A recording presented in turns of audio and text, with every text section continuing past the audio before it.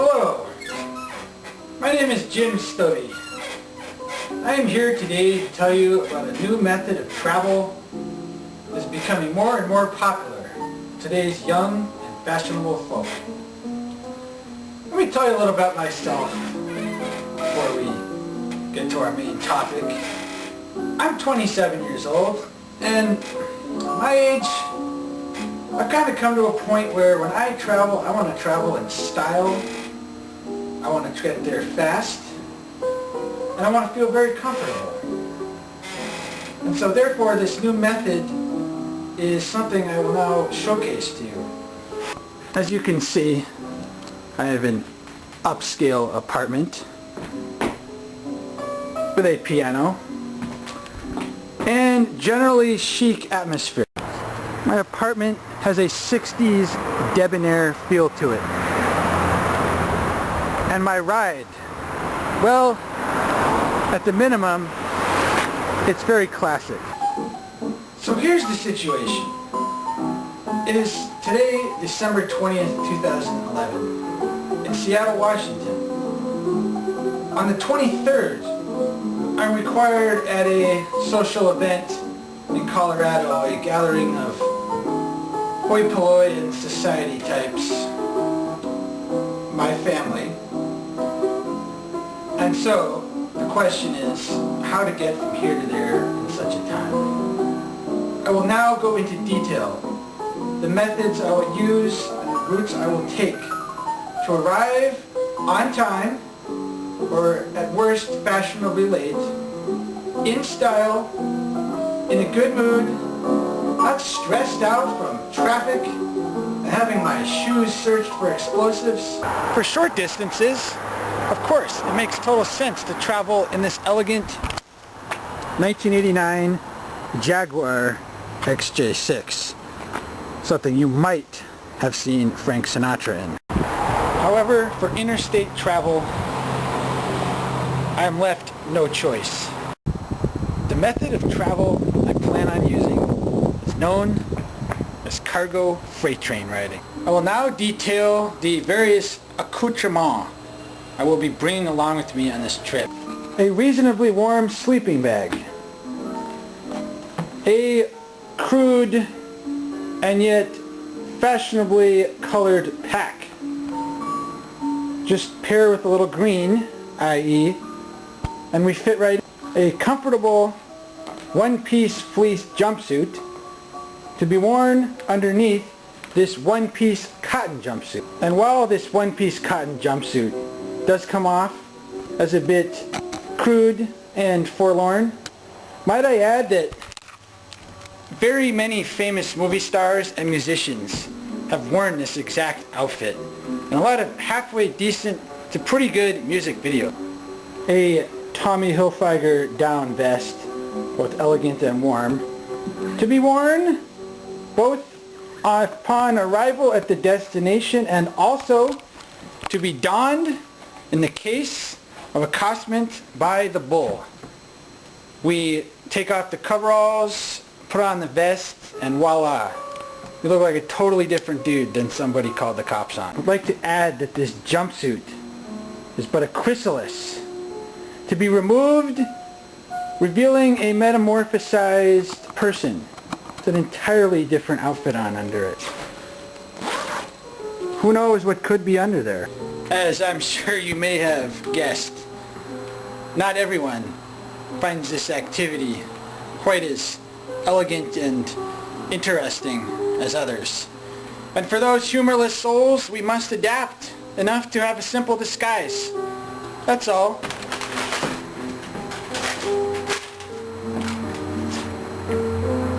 A wino who looks like they just climbed out of a trash can metamorphosizes.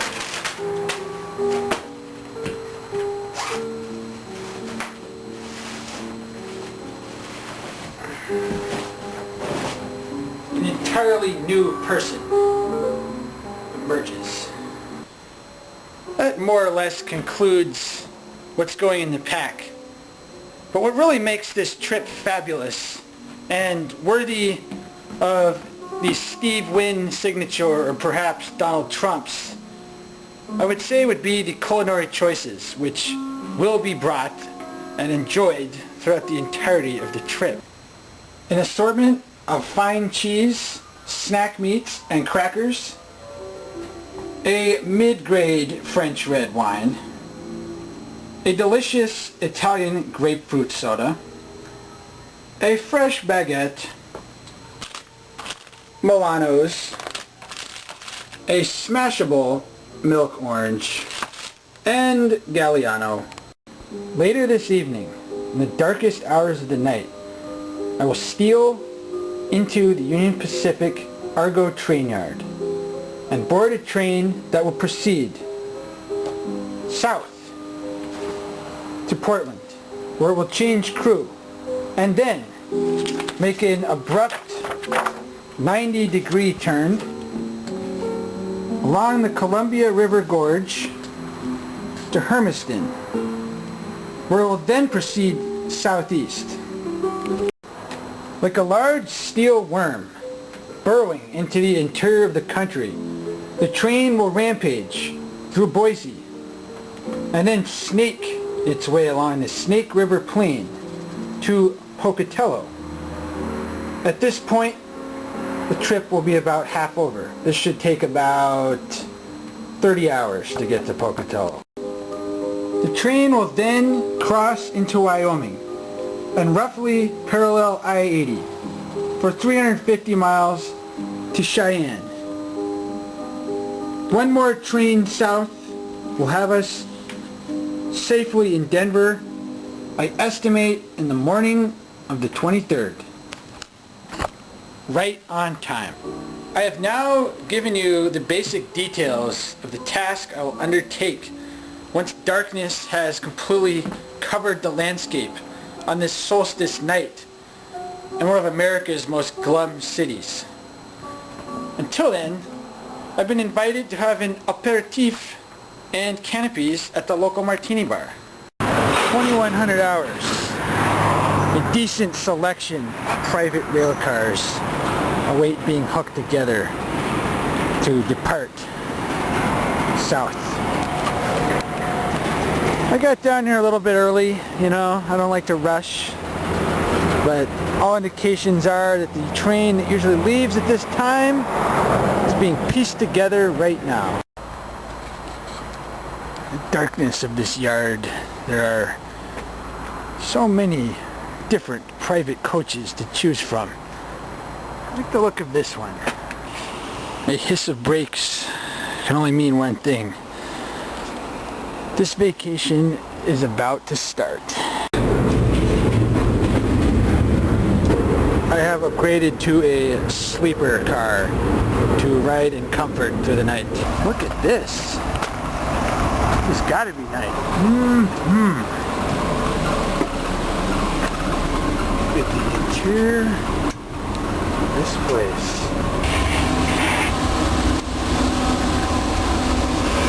It was a tiny bit chilly last night, so I got in the unmanned pusher engine. A little bit more luxurious style ride. And now it's about time to commence our day of Epicurean adventure. Got everything out. Pop the top on this French wine. Just kind of enjoy a lazy day winding through the Columbia River Gorge. Today's cocktail hour features Galliano served meat. And we can see that when held in the sunlight, this excellent liqueur from Italy is pretty much the exact same.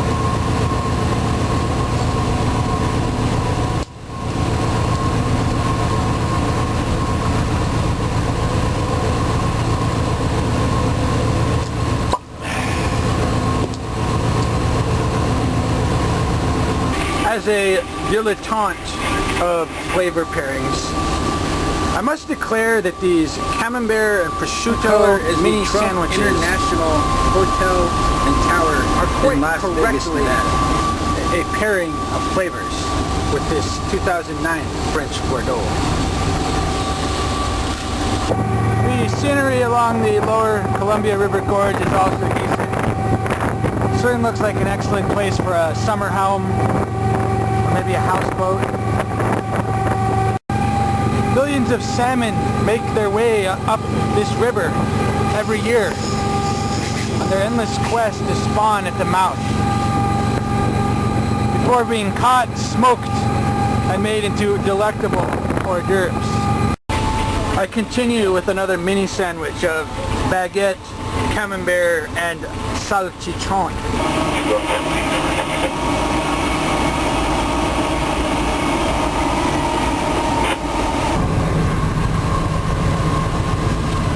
As the sun slowly makes its way into the western hills towards early evening, we approach a time of the day commonly known as cocktail hour. The imbibement of this delicious, sweet liquid, the flavors of both anise and vanilla, can turn an ordinarily dull experience into a positively luxurious instance. As the sun draws nigh to the horizon, allow me to take this time to briefly summarize what has been undertaken on this entire first full day of travel. So far, I have sat comfortably, stylishly, and not in any way cramped for the first 18 hours of this voyage. I have savored several delectable entrees, from camembert and prosciutto sandwiches on French bread to crackers and a very high-end kind of chorizo sandwich as well.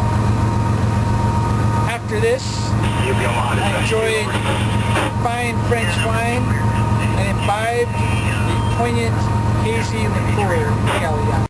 At entirely no point today have I dealt with any plebeian riffraff, such as gas station attendants, airline stewards, and guys requesting you to take your shoes off at the airport. In other words, I've completely avoided the constant dangers of insipidity by adding additional splashes of flavor to every facet of today's voyage. As the winter constellations position themselves squarely overhead, I find myself outside La Grande, Oregon. A little bit behind schedule, but I'd rather travel in comfort than with excess haste. The state penitentiary in Pendleton, Oregon can look right in the windows at the inmates sitting placidly in their cells. I understand it's almost overfilled these days. A sad sign of our disintegrating society.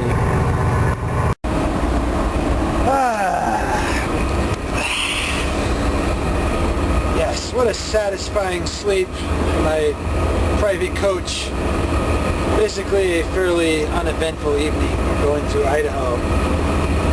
The most formidable dilemma I'm facing is that, yes, the wine definitely ran out during the night. I don't have another bottle. I guess I'm just stuck with the Galliano. This is Idaho. I have to admit these cotton leisure suits are exceptionally comfortable for traveling in over long distances, and definitely for sleeping. It was getting a little bit hot back there in the heated cab, so take a little excursion in the exterior of the car for a little more visible scenery.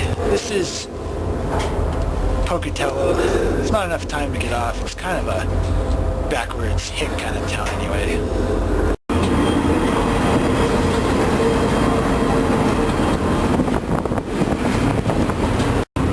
Admittedly, this does appear a bit frigid going to be on the exterior, but once again, Those people just don't know how to pack. Some salami, the remainder of the baguette, and this double Gloucester cheese will make my midday meal. I decided to take refuge again in the heated car as I was being ensorcelled by snow gusts. So now in this more comfortable setting, I will take my lunch. A poignant western sunset over Wyoming. These local rural folk must have difficulty staying warm in their huts outside. What a shame. At Granger Junction, the train has now joined the famous overland route. 300 more miles to Cheyenne. It is not warm outside. However, in my own private cabin, it's very pleasant. The winter constellations will soon position themselves squarely overhead the eastern part of Wyoming. This monstrous mine outside Green River, which draws millions of tons of soda ash every year. This ash is a key component in the vulcanization of rubber, which, as we know, contributes greatly to the manufacture of the tires of Lamborghinis, Aston Martins, and Jaguars. Green River, Wyoming, not much green this time of year. Frigid wasteland outside the exterior of the cab, but in here it's not terribly unpleasant. Rock Springs, Wyoming. The local rowdies generally don't make it too inviting a place for out-of-staters.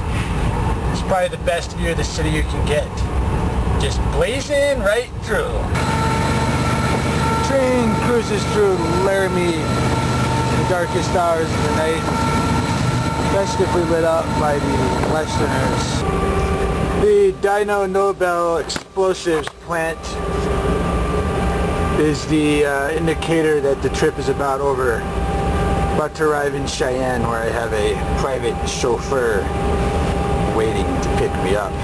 Train is arriving at the station in Cheyenne, Wyoming, in the early morning hours of the 23rd. Pretty much a completely successful trip. I've got a private coach waiting to pick me up. So that is about the entire trip. Goodbye, my beautiful private coach, and farewell to the train station at Cheyenne, Wyoming. This is Cheyenne. Main fashion here chiefly being Stetsons and Levi's. A little too early to get into this Western wear store, but as you can see, they have some interesting patterns and such down here. The historic depot and plaza. A new image in clothing. That's right. The name of the state on a t-shirt. The festively decorated neo-romantic state capitol. Back in style. As this trip nears its end, to take this time to conclude. Traveled from Seattle to Cheyenne quickly, comfortably, and with zero inconveniences such as squeegee men, gas station attendants, traffic jams, avalanches. Now it is time for my final ride down to Denver. Soon this trip will be over. Just like to say, I've had a good time showing you guys how this whole thing should be done.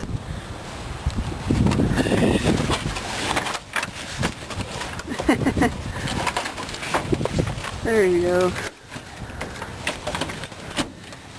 I didn't think I was going to get stuck in traffic on I-25 down at Denver.